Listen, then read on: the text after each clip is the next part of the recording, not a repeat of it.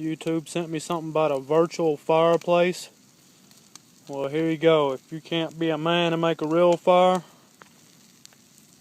there's your virtual fireplace. That's a pretty big damn fire. It's hotter than hot. I don't even need a jacket right now, which I am in Georgia, but without the fire, it's a little bit chilly.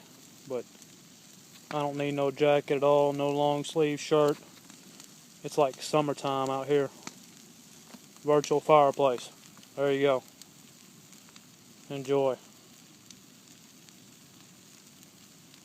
It's big.